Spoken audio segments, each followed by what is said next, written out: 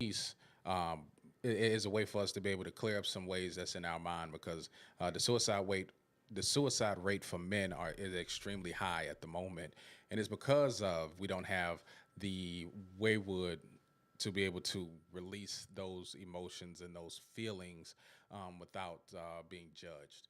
So that's where I'm coming from. I do the anger management podcast strictly because of that, and it's also like therapy as well to be able to speak and get those things off. I'm very transparent, so I really don't care what people think. My goal is to be able to assist someone who might be looking at this podcast and be thinking that they at home by themselves, getting ready to take their last breath or they just ready to check out of here, but then realize that there are men going through the exact same thing that you're going through, but they got a forge of men around them to be able to talk about the things that they have going on. Indeed. So, with that said, another good reason why I have Leroy here, not because it's only Mental Health Awareness a month, it's because he has the ability to speak about these things in a way that won't make men feel so over, what's the word? I don't know, but make them feel overly emotional to where they can't share. He has a keen ability to express himself in a vulnerable way that gets the point across. That's also with my brother over here, Mr. What name are you going by today? Andre Pico Train. Mr. Andre Pico Train. He also has that natural ability to express himself, and he's been very candid about the things that he's been through in his life. So, with that said, what does mental health awareness mean to you, Andre? Well, love lifted me. Love lifted me. When nothing else could help, love lifted me. Yeah, so I mean, mental health to me, it means a lot. Once I found out about mental health and the that the issues and things that dealt with mental health, I was mad at myself. So mental health means a lot to me. It means, everybody need to get checked up. We had that stigma back in the day where, a lot of us had issues and problems, but we never really went to get help to see what those problems was because we thought about financial and one, we didn't really want to tell nobody our business back then or what we was going through. So that's where the vulnerable part comes in, and it's hard for men to do it. So, I have some mental health issues that I deal with on my own. I have been to counseling and things like that, but me fixing it for myself and finding out and knowing and recognizing that there is something wrong with you, bruh. You do have a problem, bruh. So you need to go get checked up and get seen and talk to somebody to make sure you got that thing under control, because that's where a lot of violence and crime and stuff like that happen. So mental health means a lot to me, and I like to address it. I like for people to talk about it and just get out there and be honest with yourself. Okay. So, now that we got that out the way, my question for you guys, I guess it's going to be kind of like a interview, and you guys can ask me questions as well. I know that we're in partnership with the podcast, Leroy, and I know that on your podcast, and Michael, you as well, Andre, you as well, that on your podcast, you make it an open format for men and women. So it's Correct. not necessarily about just the men, but you guys are very instrumental in helping men. I've seen your podcast where you guys have talked about some real stuff. Yes. We've had podcasts where you've curated them and we've talked about some real stuff that means something to you, even though they aren't things you necessarily went through. Correct. Like the one you did for me, Taylor, and Jean, because we all lost our kids, Correct. right?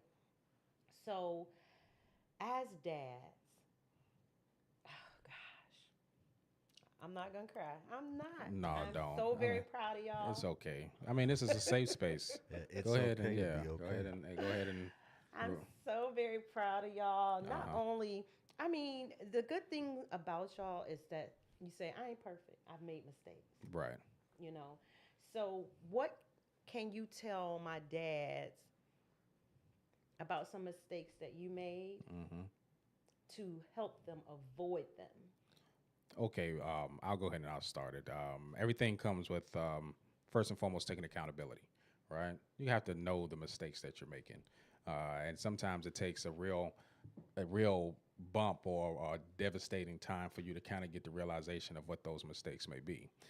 At the end of the day, as long as you know what those are and you make the active changes that need to be made, then it's okay to go ahead and make those mistakes. I know my mistake that I'm willing to talk about is going to be the raising of my daughter. I know the raising of my daughter. I could have been a little sauce, a little. I'm about telling you not to cry, but I'm getting choked up. The raising, going through therapy, realized the raising of my daughter, I could have done completely different. You know, I raised her like a boy. Yeah, somebody alarm is going off. It's that time for her to take her meds. Yes, it is. Why You he's know, telling all my business? you know what I'm saying? So, um, the raising of my daughter, I kind of harp on. Even the memories, there are good memories, but there are things that I specifically beat myself up over about how I raised her. If I was softer with her at this particular age, maybe she might have been more open to the ideas of doing things differently. You know what I mean? My daughter, I love her to life. You know what I'm saying? She's the best thing I've ever made. There's just things that I wish now that the old version of myself would have done completely different now. So I was like, when I get ready to have grandkids, then you'll see the difference. I think that's even why most grandparents act different with their grandkids versus their regular kids. Covering those You know what I mean? mistakes, So yeah. it's like, okay, I knew I made these mistakes when you was growing up. I know if once I become a grandfather, which I don't even know who my grandparents are, or my grandfather is. I mean, I know my grandmother, but she's passed. But I don't know who my grandfather is. So at the end of the day, I'll be able to at least break that stigma, that generational curse of not knowing who their grandparents is. When my daughter has her child, they're gonna know who their grandfather is because that's what I'm gonna be. But I know for sure that baby gonna be spoiled. So, with that said, before we get too further in, because we typically wait to the end to say exactly why we're doing this. So, let me just take a pause for the cause. We do have, I do have a Father's Day event. It's free for all my dads, and Leroy is my host. He is going to help our program move along in a happy way. And I don't know happy because I don't know if he's too much happy. He may be jolly. I don't know if he's too much Jolly jolly is either. I'm saying using a lot of But fat I'll terms. just say in a fun way. Because he is a fun guy. I was just joking. He know I'm giving him a hard time. We give each other a hard time. Yeah. That's the dynamics here. So don't panic. Don't start taking up for him. The people on his page, like, hold up. Don't talk about my Leroy.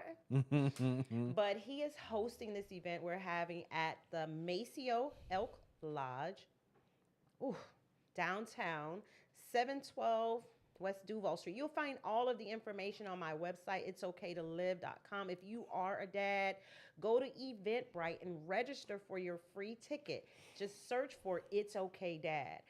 This way, I'll know how much food to provide, how much tables to set up. I need this information like yesterday.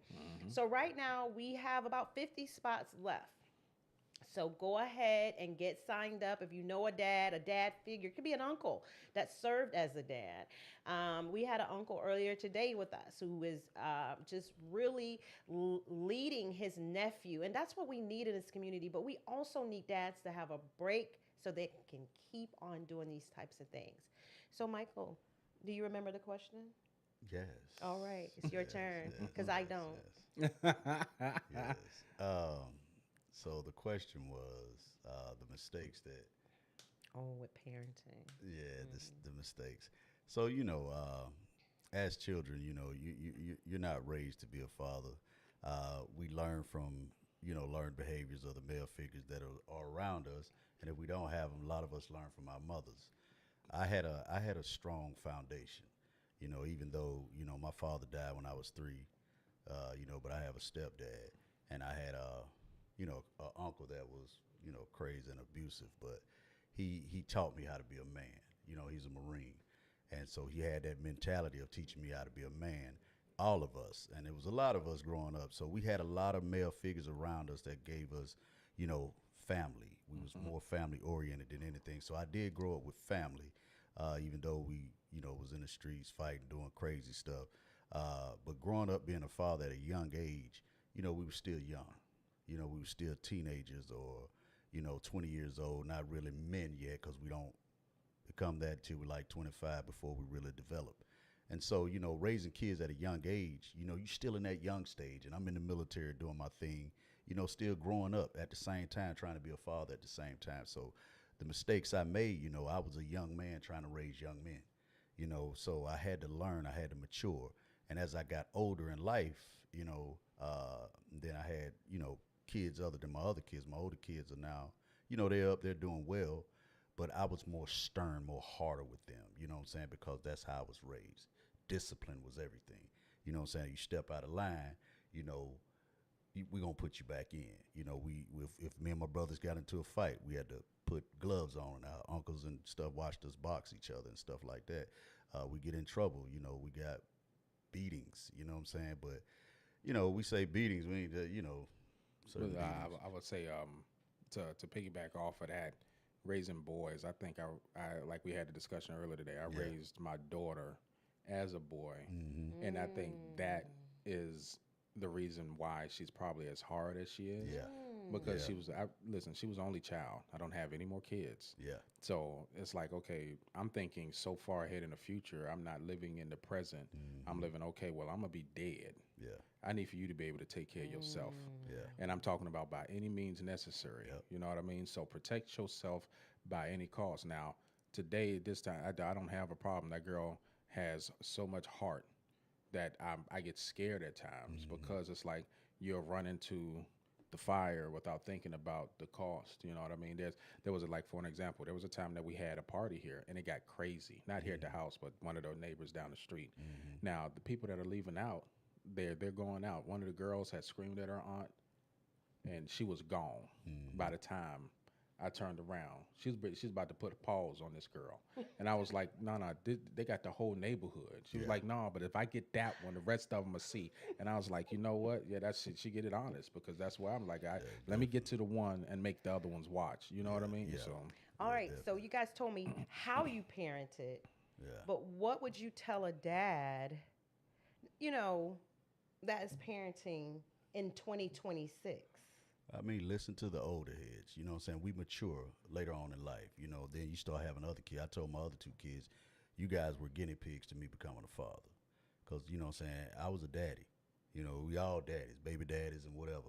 But a father, you know what I'm saying? I think you have to mature into that to become that guy. So I'm a father now, even though I was a daddy, but I have to raise him differently because I can't do the same. Plus, times are changing. You know what I'm saying? And it's harder out here for these kids nowadays. So now you have to, you know, the mental stuff, they got the internet, they got all this other stuff that's raising them rather than us seeing, you know, what else is going on in the world. So I would tell other fathers, just kind of take advice from older guys that have been through it. You know what I'm saying? Like someone said earlier, don't be a friend to your children. You know what I'm saying? You continuously be that father because you'll never stop being a dad. You know what I'm saying? I don't care how old they get. I'm going to always be this kid's daddy. I'm going to always be my kid's dad. I'm going to always be in their life, and I'm going to always make sure they do what they supposed to do right. I'm not going to hold their hand, but I'm going to still give them guidance because we are their counselors as well. So I would tell them, talk to some older heads that have grown up and seen things and experienced children and how to raise them, and you might get some good advice. yeah, I would have to agree with that. Being like you said, you had a lot of male role models. Your father, you had your stepfather in your life, right? Yeah. I had nobody. You know what I'm saying? So me being a father and a dad was whatever I saw on television because my mom didn't have me around any men. And as much as she tried to put male role models in my life, it was always short-lived. So what was it? When I was younger, I was in a young Marine program around other men, but then she couldn't keep that up. So now I'm not in that program no more. You know what I mean? So then I end up going to high school. I'm standoffish, so I don't really have the teachers around me to be able to put that information into me so that way I can be a better man, you know? Then I go in with this mindset that the world owed me something, and then I join the Marine Corps and get a rude awakening. I'm talking about, life don't owe you nothing. You know what I mean? So now, instead of me being, what is that? I'm supposed to be going to work on air, but I'm off today. Oh, So, okay. So that's your thing to let you know. mhm. So, needless to say, We all I'm were like, saying is what is that that? Like we turn it off. being raised without a father figure, I'm not sure. I did not know what it was to be a dad and a Yeah. father. So, at the end of the day, now I got a daughter. So, what am Yeah. I supposed to do? Right. All I did was raise her military style, very strict, That's very it. like structured. You don't have no choice but to do it this way because there Yep. is no other way. I know the best way for you. But now she's 23 years old. You know what I mean? It's not where she doesn't want to listen to me. She ready to live her life and make her own Yeah. decisions. So I have to be now the father. I have to be the stand. I have to stand back and allow you to make those mistakes, but give you a safe place to fall when you do. Definitely. Definitely. Please, y'all, I'm not laughing at him. It's just that I'm so tickled. I think he thinks the alarm was to tell him to stop talking. There was a time limit, maybe. Maybe I didn't know. Oh, okay, okay. No, definitely. I have several alarms set for the day, for meds, for clocking in, for clocking out. If I take a nap to get up, I have to have all of these alarms. Well, that's a good segue into my next question. Hmm. Now, Mike, you said your father passed away when you were 3. Yeah. Leroy, you didn't know your dad. No, I You knew knew him? my dad wasn't in my life though. You just didn't have a Yeah, I relationship with just him. didn't have a relationship at all. Okay. Although you had a stepfather, God bless him, because stepfathers are totally welcome in this circle of life. Did not having your father, did not having a relationship with your father affect how you process your mental health? Did it affect it at all? I didn't know at that time. It don't now because I never knew him. I knew I had he was biological, but I was raised by my stepfather. He been with us since I was born in '75. He been with us since '79, so he's my father. You know what I'm saying? That's all I Mm. know. You know what I'm saying? So he did a great job. He took care of us. He loved my mother, and he made sure she was taken care of. So that's the figure that I've seen my whole life. That's the guy I emulate. He was very neat. He clean. He took care of us. He made sure we had for nothing. So he was a man. You know what I'm saying? So I have no regrets as him as being my father. Because he did what he was supposed to have done. You know what I'm saying? What Well, about well, you? for me, and I say this now, I'm the uh, two sides of the coin. So with me being raised by my mom and my grandmother, and being the only boy in the house, I was what you would consider very emotional. I'll act on a whim. You know what I mean? Didn't have that control. Now I feel like if my dad was there, he would have been able to instill some discipline to be able to put those controls over my emotions in place. Then I joined the Marine Corps. And the Marine Corps, they don't really tell you to control your emotions. They want you to be angry. They need for you to be angry so that way you can get the job done. You know what I'm saying? You have to be able to act in spite of fear. So if it came down to it, because in the Corps, every Marine is a rifleman. So if it comes down to getting the mission done, they don't care if you're scared. They'd rather you be angry, kill what you need to kill, take care of what you need to take care of, and then they would deal with your emotions and stuff after the fact. That's the reason why they Clear got the 'em out. VA. That's the Yes. reason why all of us need the therapy. So at the end of the day, now I'm hyper angry. You know what I mean? And I'm trying to control those emotions. Now look at it like this. I'm out of the military. Now I'm married. I'm married and I am now sitting and going through PTSD and not even knowing that I'm going through anxiety, depression, post traumatic stress disorder. Don't know anything about any of this. Don't know what it feels like and not being like directed in the right way. It took me 20 years and a divorce To and my realize. daughter leaving Yep. for me to see, okay, well, this is what depression looks like. This is what anxiety feels like. And I didn't even know what it was when I was going through it. You know what I mean? It would have been helpful to be like, okay, well, yeah, you're showing signs of this. But I didn't know. Yeah. And now that I do know, I have to take responsibility for those mistakes and those actions that I've done in the past, and now I'm a better person for it. So Yeah. So both of my brothers here have had, I don't know if you say had or have PTSD. Both of these are military veterans. Thank you for your service. because somebody had to go and it wasn't going to be me. I signed up, chicken out at the last minute. And now that I hear what some military people have gone through and the aftermaths, you guys did not get paid enough. There will never be enough money to compensate you for what you've had to endure. Right. But both of you are in front of it. Both of you know now that PTSD is a part of your life, correct? Correct. So, my question would be, you said you didn't know you were going through it at that time. What did you think you were going through? Or did you not even think you were going through anything? For me, I thought it was when you've been living at a heightened state of sensitivity for so long, you find that to be your new normal. So you don't think that you're different. You think everybody else has the issue. So I mean, I quick to speak. I was very quick to anger. You know what I mean? I would say what I wanted to say. If there was no empathy behind it, there was no compassion behind the things I said, and if I said something and it fell wrong, it was your responsibility to deal with it, not the responsibility of how I said it.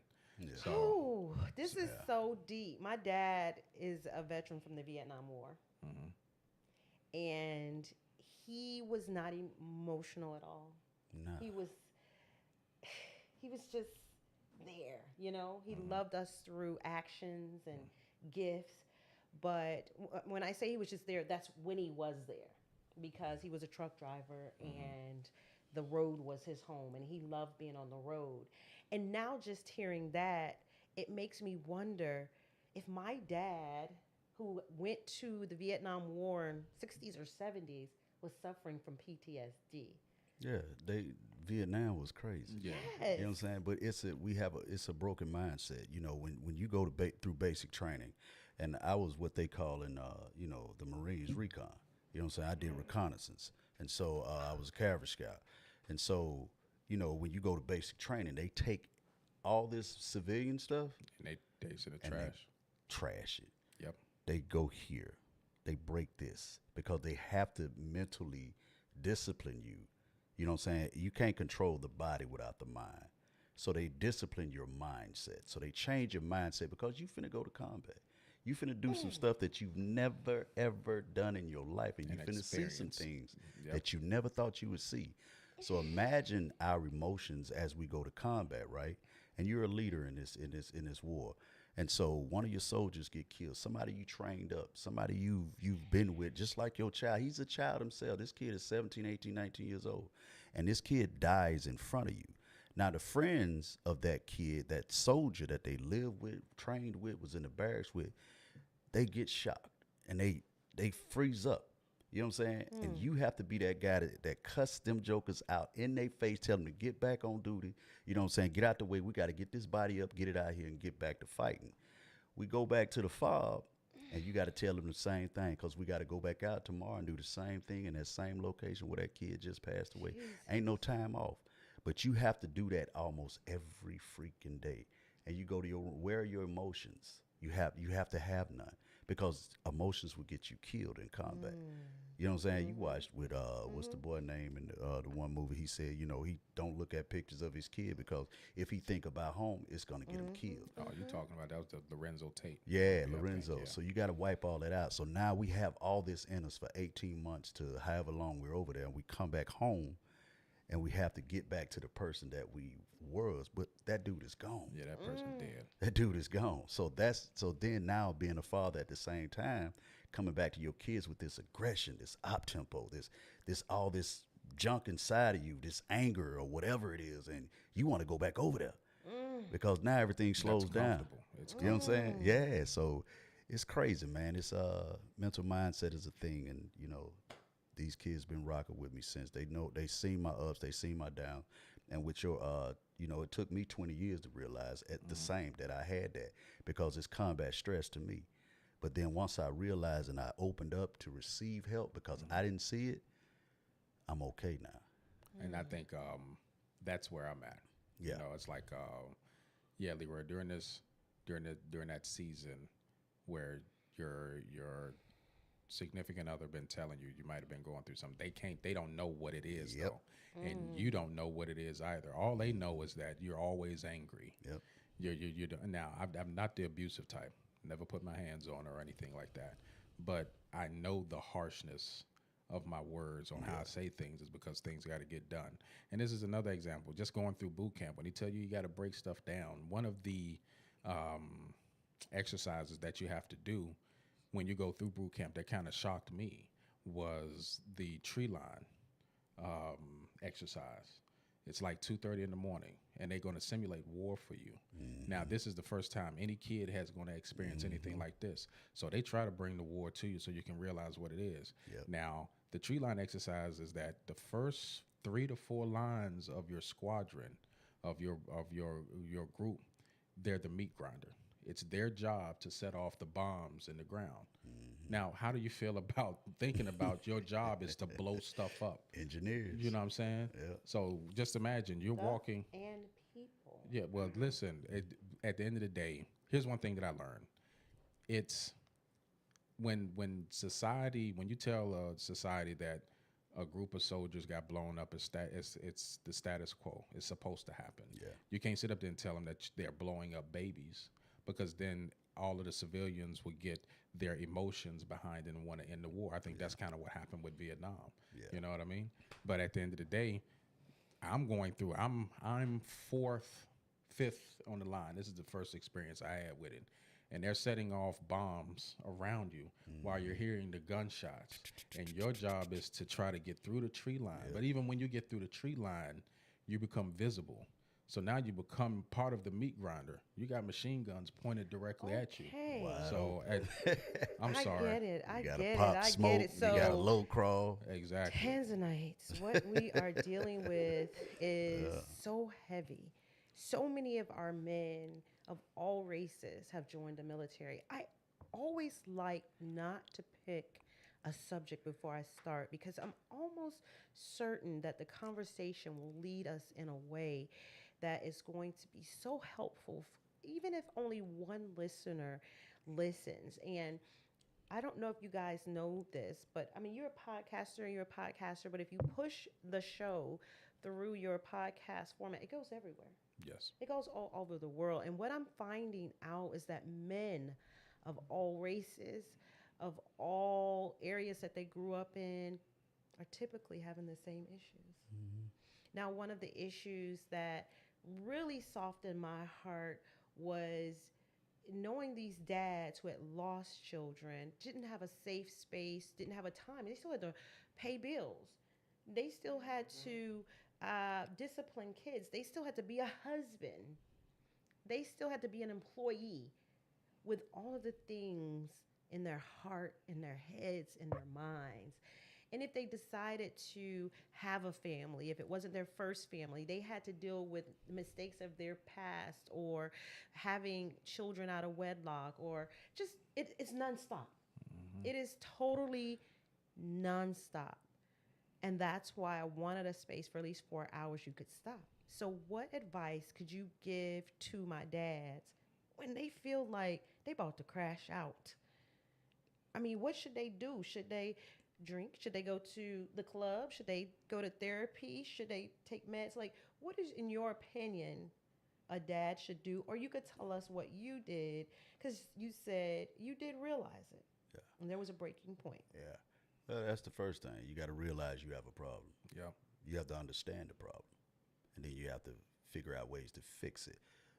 The way I fixed it, I had to go get counseling. I needed a third person besides people that already know me and see me, and they can tell me that there's a problem, but I'm not going to realize that it's one, because I don't think it's a problem. I'm okay. But as soon as you go talk to them, now I was rebellious. I was in the hospital for 6 months, and I was rebellious in the mug. I was sitting there like, ain't nothing wrong with me. Ain't nothing wrong with me. But then they put you through meditation. You know what I'm saying? They have you close your eyes, and I had to go to an intensive treatment in Atlanta. But they make you close your eyes, and they take you to your most memorable moment of trauma, and you have to speak it to them and tell them with your eyes closed. You have to see that situation and be able to talk about it. And once you talk about it, you're okay, because a lot of us don't talk about it. You know what I'm saying? Like we said earlier, we hold everything inside, but they allow us to talk about it. And but you ain't gonna do it on the first day. You ain't gonna do it on it's gonna take you a little while, but they're gonna continuously breathe into you, and you relax and just realize that that moment is there. It's there to help you. I told them folks to me, I said, I'm a broken car. You know what I'm saying? And I'm coming to your shop for you to fix me. You have the tools to fix me. But once I come outside of that shop, the tools you gave me, I have to apply them to my everyday life in order for me to fix me. So you have to come up with some coping mechanisms that help. Other people might not like your mechanisms because folks ain't gonna like mine. But I don't care because I have to help me. I have to learn to get back to Mike. And the way I do that, my kids, filming, you know what I'm saying, and I relax. You know what I'm saying? I make time for myself because when I'm gone, I'm gone. You know what I'm saying? Ain't gonna be no more of me. So why I gotta sit out here and let all this beat me down, you know what I'm saying, when I ain't got but one life to live, and I'm gonna live it to the fullest. There it is. What about you?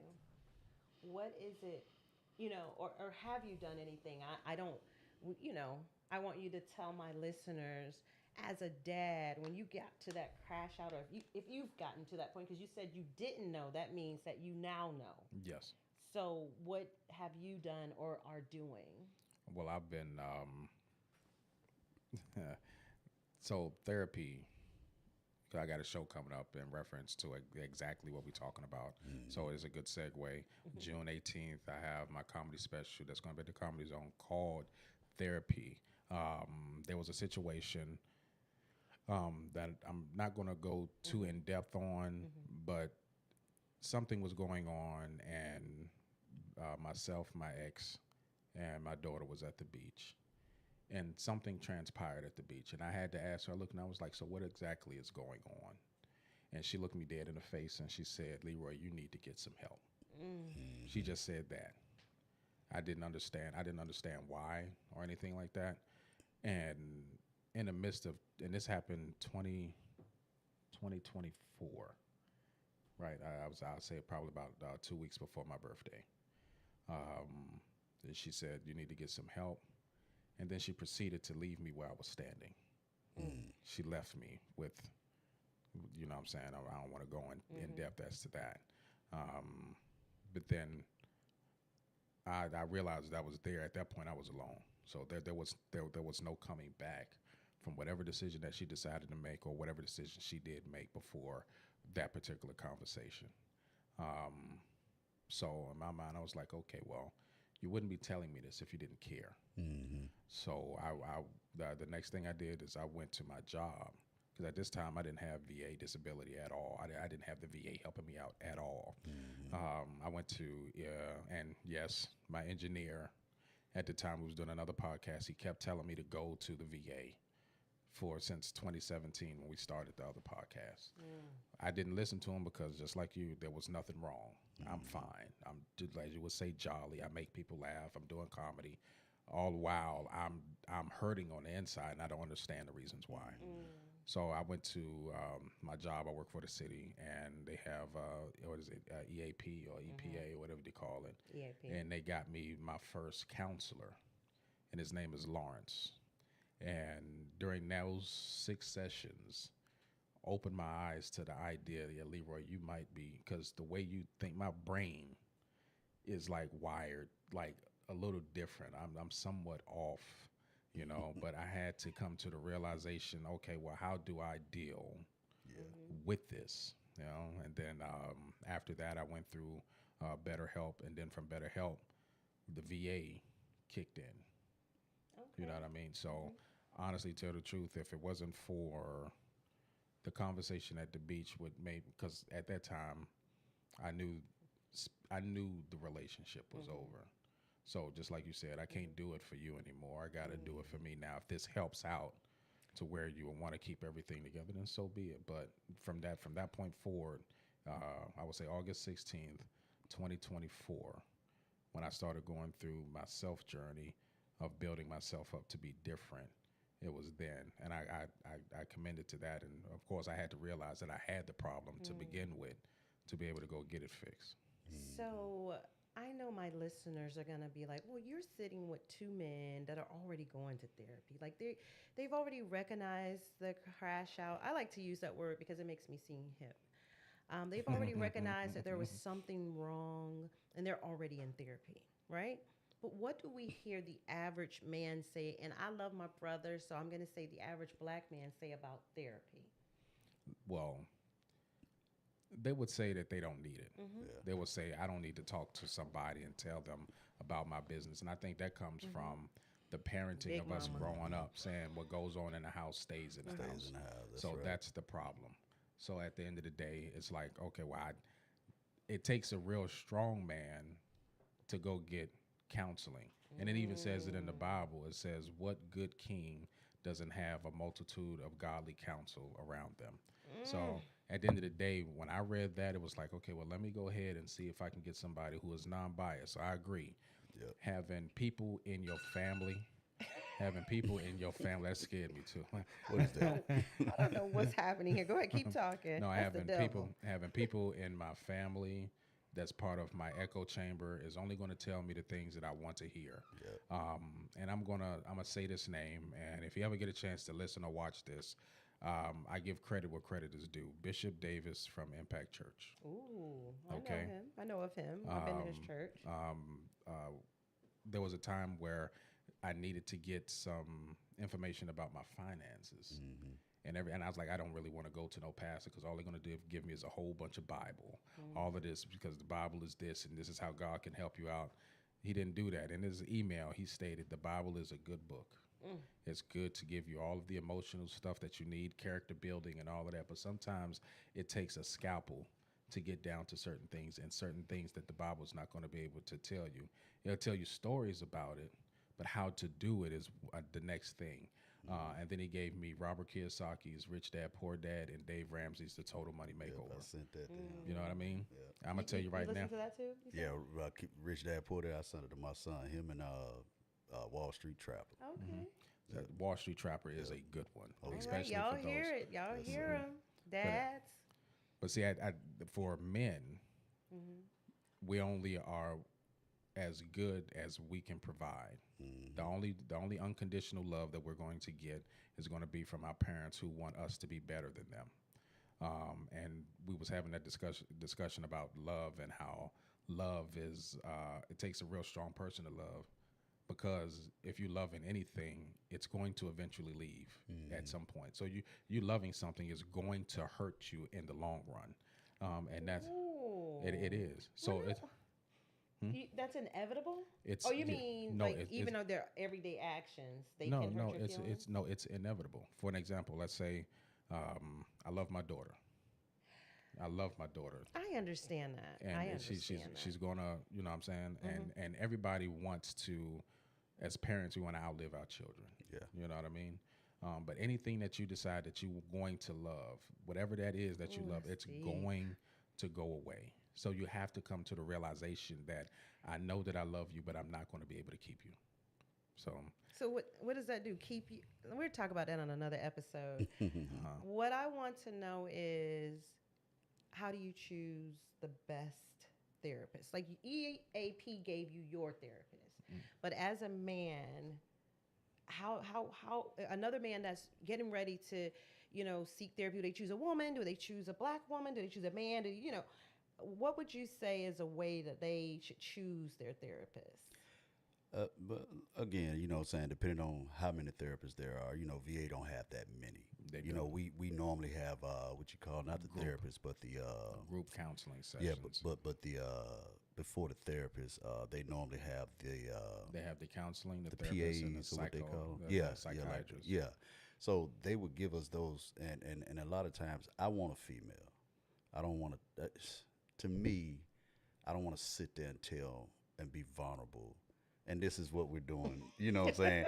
This is what we're doing. Because my next follow-up question. Yeah, I didn't want to be vulnerable in front of a man. You know what I'm saying? Because I felt judgment. You know what I'm saying? Then as a man, I'm not finna sit here and cry in front of a man like that. You know what I'm saying? I mean, now I'm okay to cry. I cry now because, you know what I'm saying, I know who I am. You know what I'm saying? So I'm cool with that. But I would rather talk because females are more, you're more I'm more comfortable talking to a female. You know what I'm saying? I would tell her my story because, you know what I'm saying? I look at them as like how me and my mom used to talk. So I can open up to you, you know what I'm saying, a little bit at a time. And so I don't know how other people would choose. They kind of could be somebody that's referred, or could it be someone that, you know, you've heard, or, you know, we can, he can tell me about his counselor, and I'll be like, well, I might want to go talk to him. Because the VA just give you somebody, you know That's what I'm right. saying? And that's it. You go see that person, you don't know that person from Adam, man, you're going to sit there on the couch. Then this person going to end up leaving, and now you finna get another. I done been through 5 counselors. So I said, bro, I got to fix myself. I got to figure this out. So, you know what I'm saying, I now help myself. And most people like to go to their pastors for counseling because pastors are great counsel. You know what I'm saying? So when you choose your counselor, it's your preference. You know what I'm saying? You rather talk to a man, you rather talk to a woman, or you talk to your pastor. They can counsel you as well. You want to add anything to that, or? I know I agree. It's based off of your own personal preference. Me personally, I'm not. He said he's comfortable speaking to a woman because he doesn't want to talk to a man. I'm kind of reverse that. I don't want to look weak in front of a female. So I would rather not talk to a female because I feel like a man will understand my experience and be able to give me some advice from another man's perspective. Me personally, I'm not sexist or anything, you know, but I don't think that I will be able to get the information I need from a female's perspective because they view the world differently. So if I like, for an example, Lawrence, prior military vet, I asked for a military vet, somebody who's been in the military, so that way I can kind of I need something to work on. You know what I mean? I can't just be like, okay, listen to you. I need to be able to work at it. The same reason Bishop gave me those books, I was able to implement what I've learned and then be able to do it. That's why I'm better with my finances today than I was yesterday. My whole goal is to be better than I was yesterday, today. And I felt like that my male counselor will be able to be like, okay, as a man, you're going to have to get up and work out. You're going to have to do that. And I'm not sure if a female is going to be like, well, no, you shouldn't have to work out. Maybe you might want to get in touch. You know what I'm saying? Right, I like right, right. So, So what I'm hearing is there's no rhyme or reason. Just go. Yeah. The first step is just go, because you may get when when my son first passed, I chose Christian based counseling, and it didn't work for me. Um, Everything was Christian based, and I needed someone to appeal to my flesh that I lost my child. You understand? I also needed someone who had a child. She didn't have any children. So I think it's very important to vet the person if you have the opportunity to do so. But I think it's also very important to take that first step. That way, I see that you guys have done things that's outside of the vet, which is very um, commendable, is the word I'm looking for. Now, aren't you part of, Mike, some program in the city that men can go to? Yeah, Northwest. I sit on the board of Northwest Behavioral Health off of Edgewood, and I do the mental health portion for the veterans. So And there's counseling. There's numbers you can call. If you don't have insurance or anything like that, they work with you. There you know what I'm go. saying? Because the city give them money to get you counseling and have someone to talk to. So it's like one of those hidden gems that we really don't know anything about. When I did the mental health thing, there was a lot of locations I went to that people don't know that they can get free mental health counseling, and you know, they just got to go there and get it.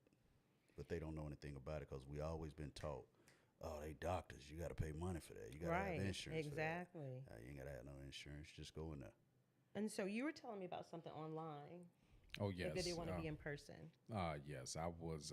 Once I got done with EAP, I went through BetterHelp.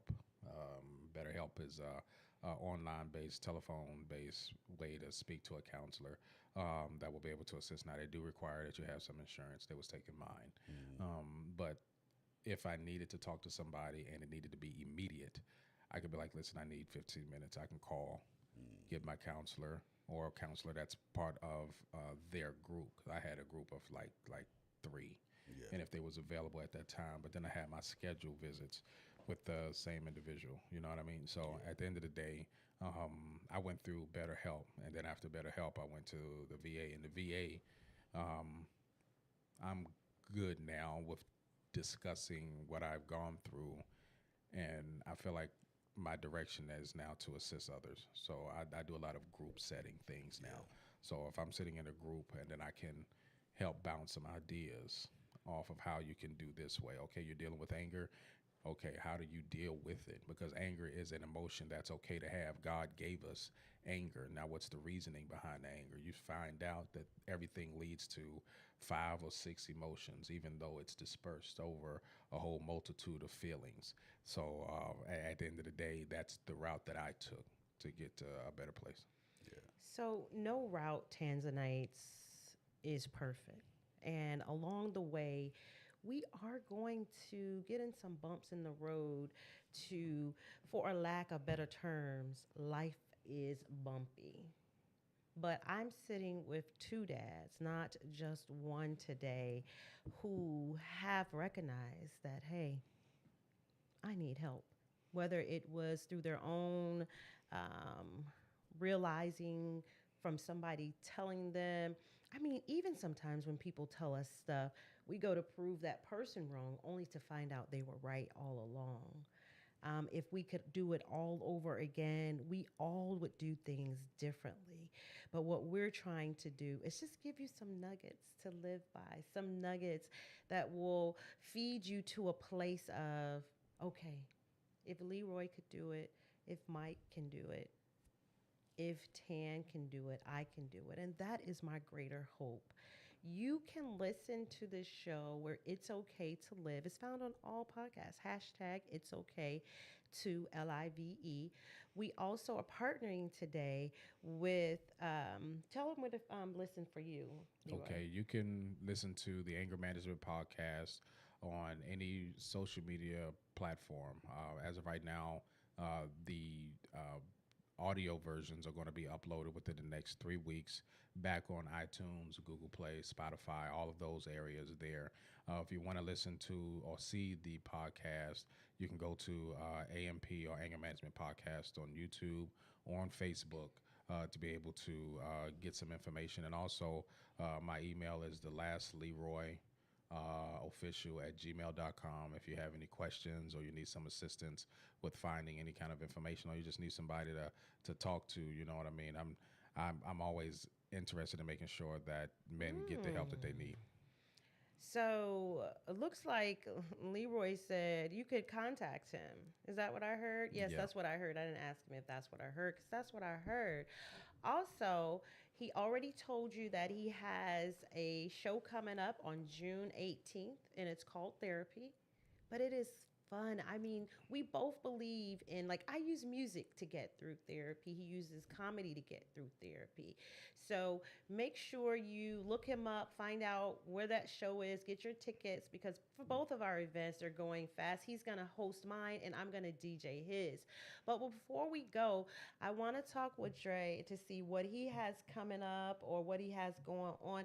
I also meant to ask you, do you still go out to the schools with the kids and talk with them and read to them and stuff and different things like that? So tell us what you got coming up. Yeah, so 20th on the same day, June 20th, I'll be singing at the Melanin Market for the Juneteenth. My segment starts at 3:45, so you want to hear these tunes. Oh, you don't have a If tight you want to day. hear the tunes of the Mr. Andre Pico Train, just come on out and check it, brother. All right, you see. So yeah, so I got that. Next week, I'm shooting a short film called Domestic Violence. I call it Domestic. It's about domestic violence. Same with the mental health stuff that we do. So I like to do a lot of short films about mental health stuff. So domestic, basically, a husband abusing a wife and why, the best friend of that spouse, it took her that day to her find out that her friend, they've been friends since they was 5 years old. They're in their 40s now, and she's in the hospital fighting for her life because, and the friend did not know that she was in an abusive marriage. She didn't know her friend was being beat. So how do you hide that? So they're going to tell the story while the friend is laying there in the bed, half dead in a coma. Her inner voice is going to speak to her friend, and they're going to have a conversation on why you never told me. And she's going to go through, this is why, what I'm saying, you never told me. You know what I'm saying? So it's going to be a real good short. I'm shooting it Saturday and Sunday. I need extras Sunday at the hospital. So I put that post up on my This Facebook Sunday? page. Yes, Okay. yes. So I put that post up on my Facebook page, and along with that, I start shooting my feature film called "Don't Play with Me." It's a hip hop story, and that'll start around the end of July, the middle of August. You already had casting? No, Oh, I'm okay. I gonna was cast just about probably to around the say. time because my son is here, so I got to spend time with him. He's getting ready to go to college, Oh, Texas Southern congratulations. Congratulations. University, for 4 years. He's going to be a lawyer, All right uh, now. and so yeah, so that's that.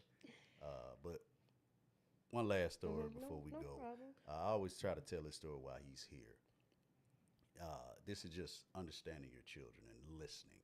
And so, you know what I'm saying, when I've always had him and I was kind of like a part-time dad to him because, me and his mother wasn't together. And, he would come with me every summer, every Christmas. This kid probably flew more than anybody I know. Me and him have intellectual conversations and we talk. We don't talk as, I talk to him as a man and we have these conversations. He asks a lot of questions, and I have to breathe it into him so he can understand life and understand the world because he's about to get into it. You know what I'm saying? He's about to be on his own. He's about to go to college. So this one situation, me and his mom was going through, basically a custody battle, and you know, we we in court fighting. I ended up getting custody of him for like 9 months. He went back home to his mom, and what happened was when I won custody of him, I was leaving because me and him talking. I said, I'm gonna let you finish football, then I'll come back and get you. But the lawyers told me, no, you need to get him now. I'm in Dallas. He live in Killeen. That's 3 hours away. I was heading back to Florida. I got to Shreveport, Louisiana. I had to turn around at night, drive all the way back. I got back at 5 a.m. He went to school at like 9. I had to go to school and steal him, basically. And he didn't say goodbye to his mom or nothing like that. So I took him, basically. So he's on the phone and his mom calling him and she's crying and stuff like that. And you know what I'm saying? I'm sitting there as a man, like, you know what I'm saying? This is what I had to do. You know what I'm saying? So he's here with me and he's trying his best to be, he's my son, but he's trying his best to play both roles. Yeah. And it was hard for him. But I'm not thinking about that. You know what I'm saying? Because it's between me and his mother. Kids stay in their place. We doing what we supposed to do. So when he went home for, I think, Christmas or whatnot, she never returned him. So I'm going back and forth with the courts, back and forth, back and forth. It's illegal, but they're not doing anything. So we in court fighting. He's there, and he's going through all this. And the first time he disrespected me, I called this kid on the phone because he's supposed to came back, and he's with his grandma, and he said something sideways and raised his voice at me. My kids don't raise their voice at me. You know what I'm saying? And so I go in on him, I'm cussing him out. Don't you ever talk to me like that, boy. I don't know who the hell you think you talking to. I'm in him. And he's like, yes, sir, Dad. And we hung up the phone. Not thinking about his feelings and his emotions and what he's going through. So when I went to court the last time, me and him sat in a little room and we talked. And I said, let's talk. I'm going to listen to you. Just tell me what's going on. And he basically said, Dad, y'all didn't take my feelings into it. You know what I'm saying? I love you. You know what I'm saying? I love my mom too. You know what I'm saying? But my mom raised me. You know what I'm saying? You raised me too and you've been there for me.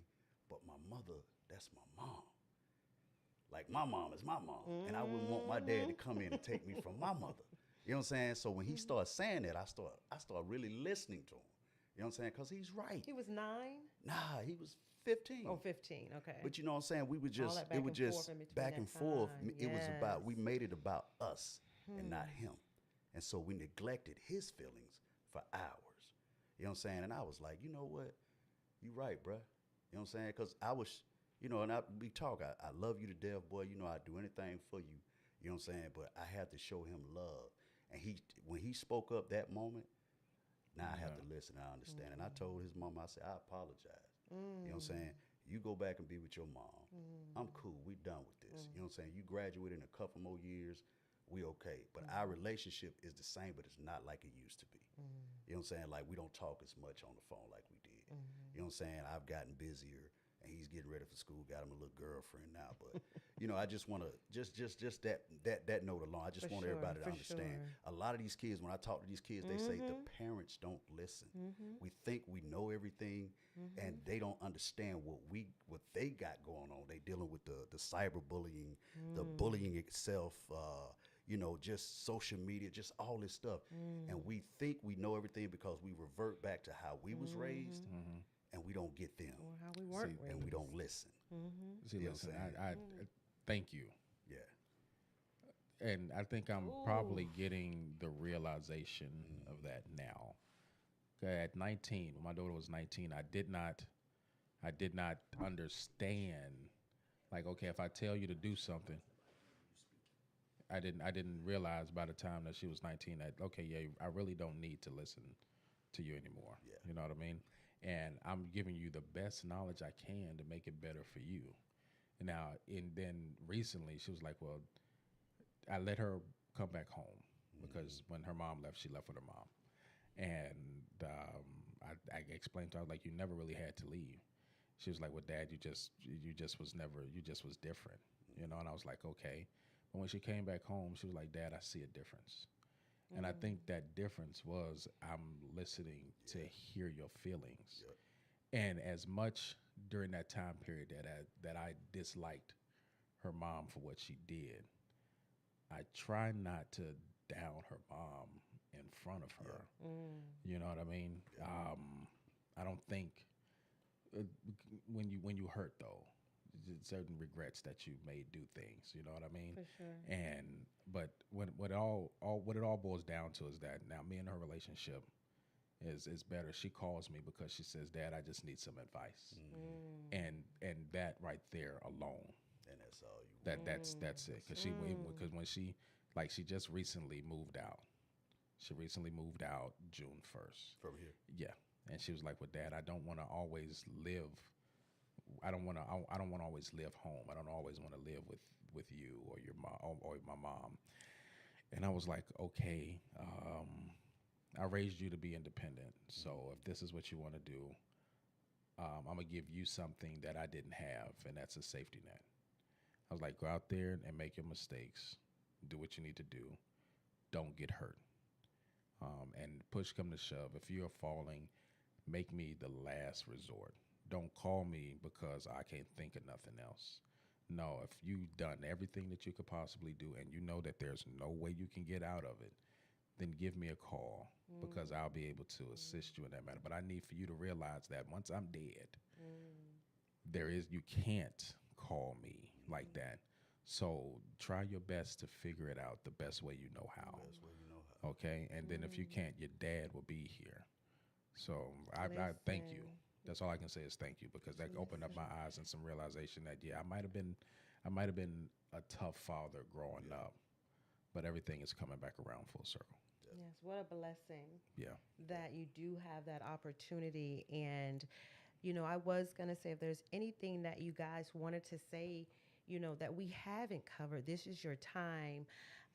These sessions become so beautiful for me. And I really know that just like Leroy heard you, it's going to be another dad that's going to say, oh, maybe I'm not considering, because I've talked to some dads in custody battles, child support cases, who just say, F them kids because they've had enough. And I could not ever understand that. Like, how could you have that type of feeling? But it's just so much. Yeah. It is so much while you're still trying to parent, still trying to live, and then living with all that you've been through as a man. So many dads. That's why I named the event It's Okay, Dad. You know what I'm saying? Like, it is okay to make a mistake. It is okay to cry. It is okay to feel, because you just don't get that leeway. You know what I'm saying? You're always about doing the right thing, and it's never to hurt anyone. You did the best that you could with what you had. You know what I'm saying? Yeah. But women get more of a break. We do. And we talked about that earlier. If I do something wrong, they're going to be like, what your baby daddy did, or what your ex-husband did, or what your husband, you know what I'm saying? But for you guys, you don't get that leeway to even make any mistakes, and you're made of flesh and bone as well. Is there anything else you want to add? In closing, For any man who has not seen the movie The Forge, I'm gonna recommend that to any man. Period. Because at the end of the day, it take men like myself and Mike and my engineer to be able to be that starting line.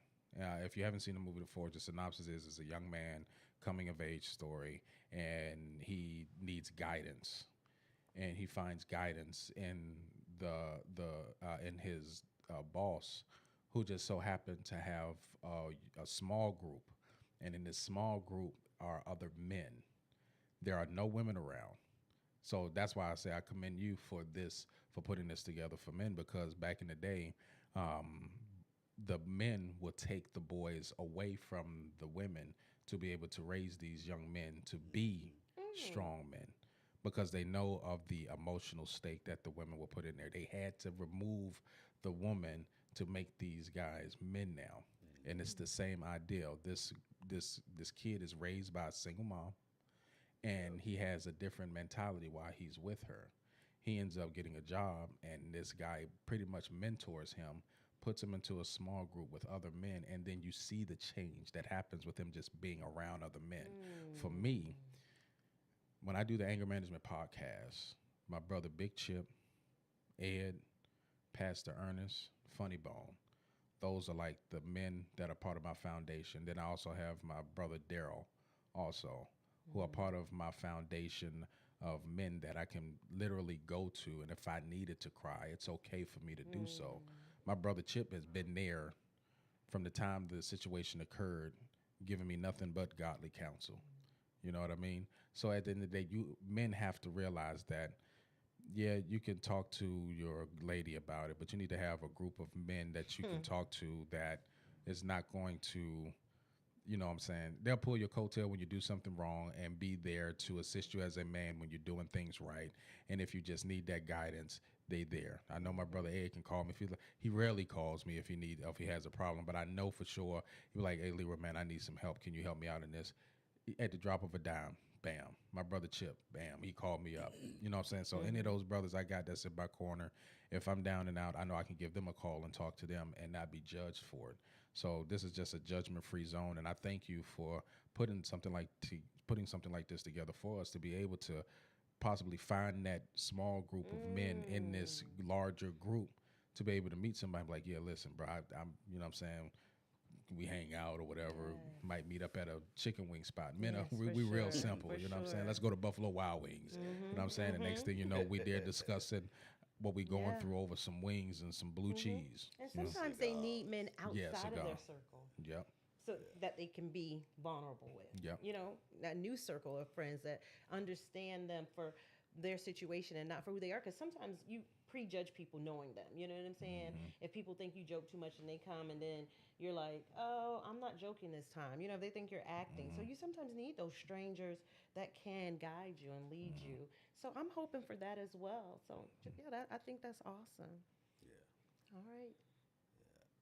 And lastly, you know what I'm saying, like I said earlier, listen to your kids. You know what I'm saying? It's important.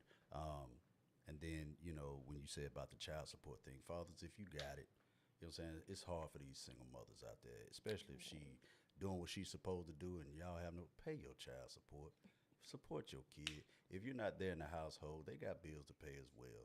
So, you know what I'm saying, if you can afford it and you're in that kid's life, you know what I'm saying, and y'all got an agreement or an understanding, you know, I get it.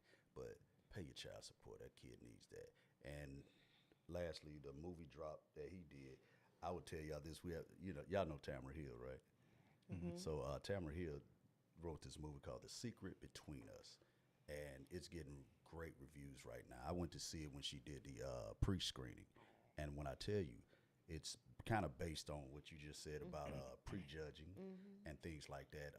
Michael Jai White is one of the lead actors in the movie, and he has this. He ends up, you know, seeing this kid. This kid comes to his house. He's a grown man now. Comes to his house, and he was that was his son. But he didn't. He knew he had a child, but he had to hide it from his wife. He knew, but he didn't know because the mother kept the child away from him.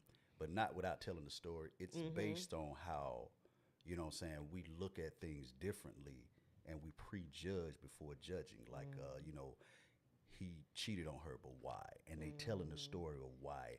And every man that looks at that can understand, can walk in Michael Jai's shoes because of what he said is so real. And I told her about it. I sent her a whole book of what that movie did for me and how I understood the movie, because we look at movies now to understand, not to just look at them. So it breaks it down to where he never had a family. All that brought family together. You know what I'm saying? And something ended up happening to the kid. And it was just, it's a great story about family, about prejudging, about, why some men, cheated on, how that it led to the cheating. And it's a great story. So if y'all ever get an opportunity or a chance, go watch that movie. And it's called The Secrets Between Us? The Secrets Between Us by Tamara Hill. Okay, that's going to be part of my movie night. I'm going to see if I can find out what that's It's great. It was in the theaters. I don't know if it's out of the theaters yet, and but if you go to her page, but it came out like April 3rd. Has it been an hour, Mr. Producer Guy? All right. Yes. It just hit an hour. It just hit an hour. Yeah. I can kind of get that feeling. Well, Tanzanites, we have been joined by two great men. The last Leroy, you can find him under everything. Leroy Gordon, Andre Pico Train. Tell him what your YouTube is. I can never remember your YouTube. Enjoy your life to the fullest. Ooh, One whole word. I should remember that because it goes with "It's Okay to Live" so well. Yes. Enjoy your life to the fullest. You can see a series we did and haven't finished yet, but that's for another episode. The series? I'm gonna put it together as a what's name? Anyways, he got so much stuff going on. But not the movie. We did a movie together with this kid here, and it's a mental health movie as well. Who? You and I, you with my son. Oh, I thought you said with this guy, the producer. Oh, no, My bad. yeah. Yeah, we did a mental health movie. Well, ain't that crazy? So wait a minute, hold up. So y'all do a movie together, and it's focused on mental health. I had an issue with marriage, and I do a movie with her called "I Do, I Don't," and it's about marriage. Yeah. Oh, that's right. You was the pastor. I was the pastor. And God said, We keep connecting, man. This was so meant to be. yes, So meant to be. Well, guys, you can find all of our stuff everywhere. We'll put the links up somewhere for you to find it. We don't even remember the links anymore sometimes. I do, I don't. I think it's on Prime or somewhere. I don't know. But thank you guys for joining me, and I will talk to you guys soon.